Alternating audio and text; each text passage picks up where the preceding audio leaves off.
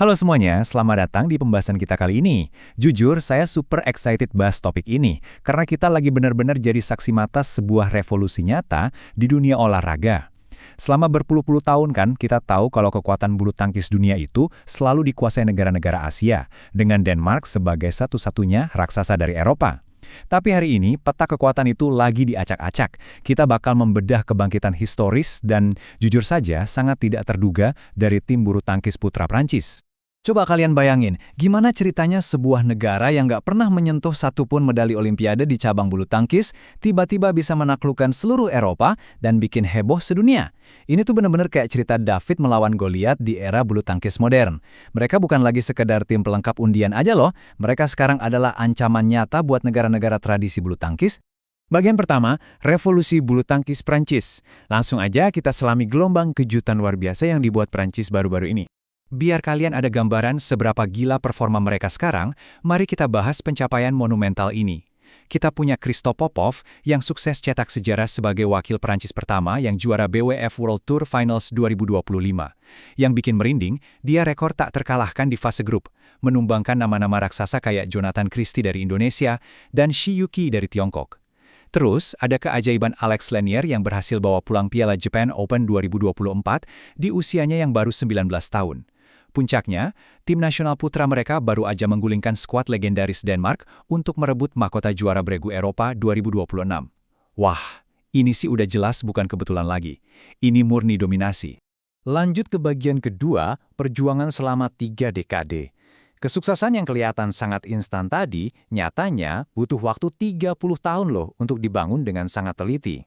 Kalau kita bandingkan angkanya, wah, ini menceritakan ambisi yang luar biasa. Di tahun 70-an, Prancis tuh cuma punya sekitar 3.000 pemain terdaftar dan 100 klub.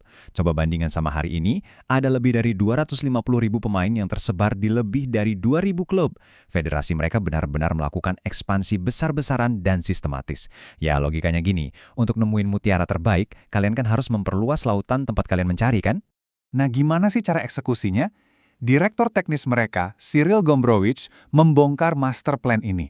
Pertama, dari partisipasi yang masif tadi, mereka bangun pusat-pusat latihan nasional di tahun 90-an. Kedua, mereka nggak gengsi untuk belajar dari yang terbaik. Mereka datangkan keahlian asing. Contohnya mantan pemain nomor 1 dunia asal Denmark, Peter Gade, dan eks-pemain top tunggal putri, Pi Hongyan. Peter Gade ini secara khusus banget merombak mentalitas mereka.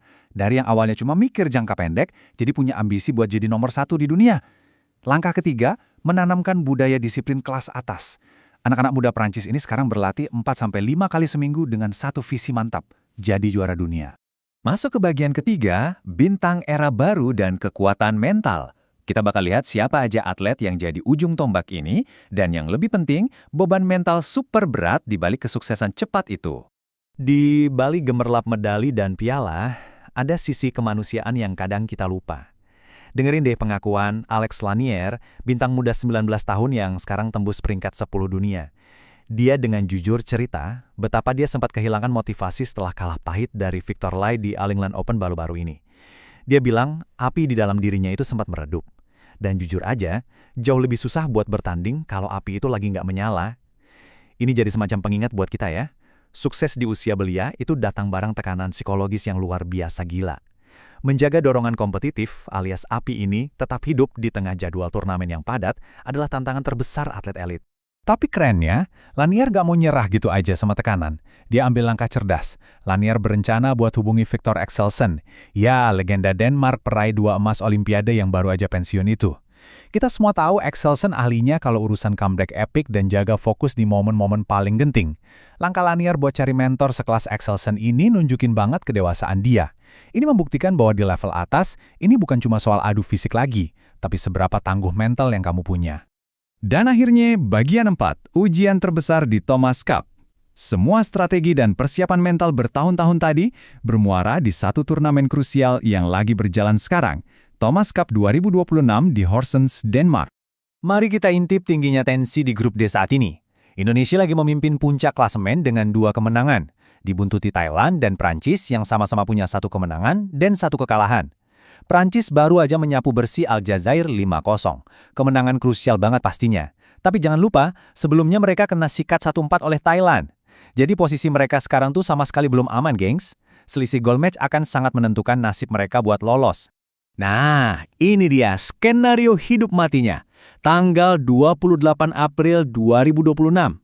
Ya, hari ini, Prancis harus berhadapan langsung dengan raksasa Asia, Indonesia. Taruhannya benar-benar maksimal. Kalau menang, Prancis otomatis melaju ke perempat final. Tapi, kalau mereka kalah, apalagi kalau sampai telak 1-4 atau 0-5 lagi, petualangan mereka di Thomas Cup kemungkinan besar bakal tamat lebih awal. Waktu terus berdetak dan ketegangan di lapangan, wow, pasti bisa dipotong pakai pisau saking tegangnya. Kalau kita bedah head-to-head pemain kuncinya, kalian bakal lihat betapa tipisnya perbedaan di level ini. Jonathan Christie dari kubu Indonesia emang secara statistik lebih unggul dari Alex Lanier dan Toma Junior Popov. Tapi pas lawan Christo Popov, rekor mereka imbang. Christo pernah menundukkan Jonathan walaupun Jonathan akhirnya membalas di India Open awal tahun ini. Saking tipisnya peluang ini, pelatih tunggal putra Indonesia Indra Wijaya sampai mengakui secara belak-belakan kalau laga ini ibarat lemparan koin. Peluangnya murni 50-50. Terus, di tengah tekanan yang gila dan lawan yang begitu tangguh, gimana reaksi skuad Prancis? Toma Junior Popov, pilar andalan mereka, merangkumnya dengan sempurna. Dia bilang, gak ada undian yang bagus atau buruk. Setiap laga harus dihadapi profesional dengan mental baja. Pernyataan ini benar-benar memancarkan rasa percaya diri yang solid dan ikatan tim yang gak main-main pasca kemenangan mereka di kejuaraan Eropa. Mereka udah melepaskan status inferior. Mereka tahu dan mereka yakin mereka layak bertarung 1 lawan 1 dengan yang terbaik di dunia.